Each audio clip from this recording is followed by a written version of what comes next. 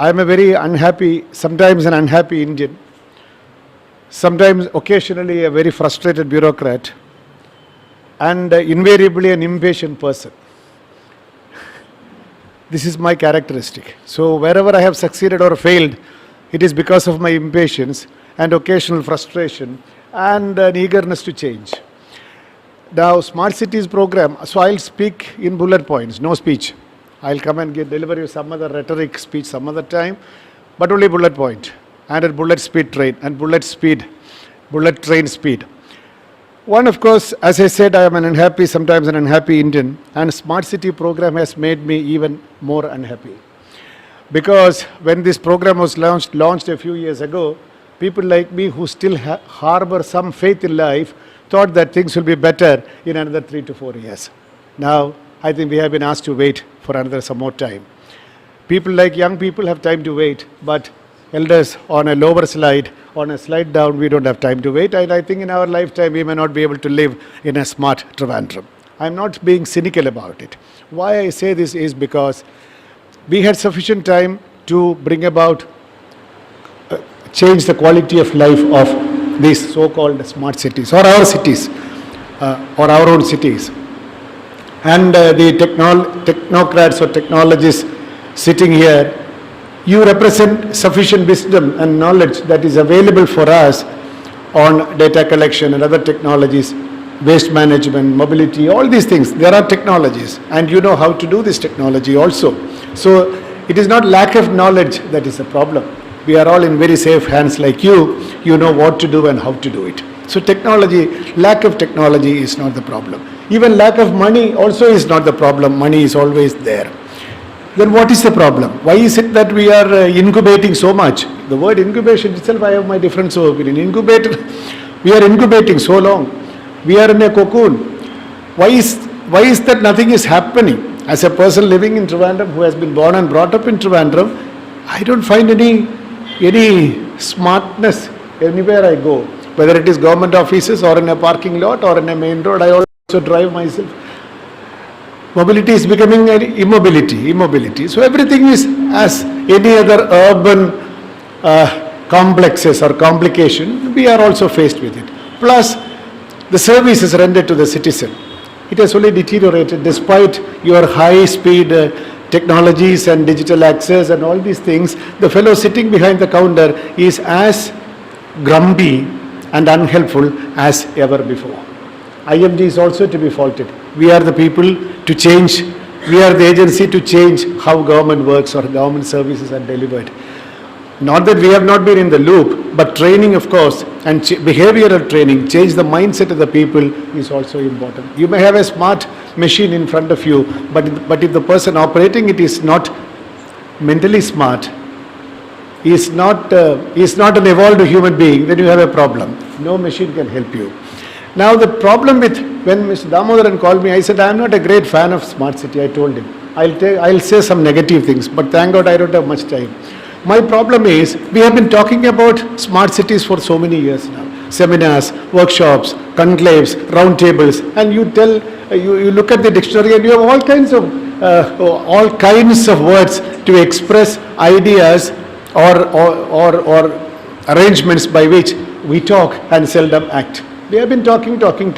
And the design of the program, I was aghast. Finding a consultant for something, selecting a consultant, the politics involved in selecting a consultant, the corruption involved in selecting a consultant, all human frailties and follies are built into the system by which nothing finally happens. It's only a myth. It's only a semblance of something is happening. Where is the life lost in living? As T.S. Eliot would say, we think that we are living. Your life is getting lost. That is precisely the apt obituary that we can write for a program like Smart City. I may be excused for being very harsh about it. Where is the life we have lost in living? We have been living, but there is no life. Now, what I am trying to tell you is, this program with all your technological input is good enough. You can bring out wonderful papers and recommendations. But who is going to listen to this? How do we make people listen to it? A design of this program has already been made. I don't know whether there is a provision for online or in between. Can we change the design of the program?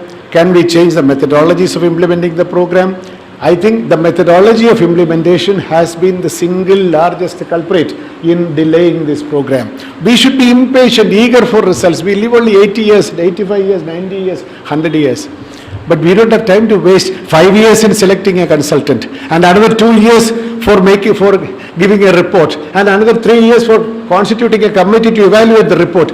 Do we live for 200 years or 500 years? Then this space is good enough. That is why I said I am an impatient man. This committee or this forum should exude impatience and come out with express solutions and tell the government and powers that be that we don't have time to waste and wait. Now smart city, we don't know what, we know what smart cities are because at least we have traveled in some cities which are better than us, unless there is only one final test by which we can think that a program has been successful. If a citizen living in this city and going to a particular office for a service, if he gets a service within the stipulated time, without much of a hassle, with the help of these smart technologies, without having to put his hands underneath this thing and all those things, all this, greasing the palms and all that, which is a fact. We are all very shy of talking about corruption.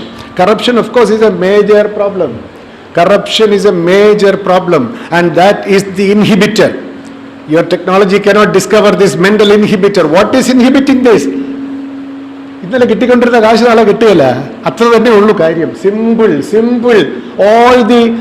All the imagined obstacles that the program encounters in between is on account of the fact that people are scared that my illicit income is going to come down. If I become too transparent, who is going to give me speed money? I survive on speed money. That is the problem. So there should be social awareness, social awakening against this. Zero tolerance to corruption, and if possible, ADI also for corruption. Zero tolerance to corruption. People who give money for corruption is equally guilty as the fellow who takes the money. There is no, what smartness can you achieve with all this technology if we allow to continue this kind of nonsense in our Sarkar offices, who is being paid sumptuously, I should say, for the wonderful services he delivers, and after the fellow goes away, you go and give him the pension, and he kicks the bucket. The wife is also looked after by family pension for all the wonderful services he did while he was sitting behind the desk.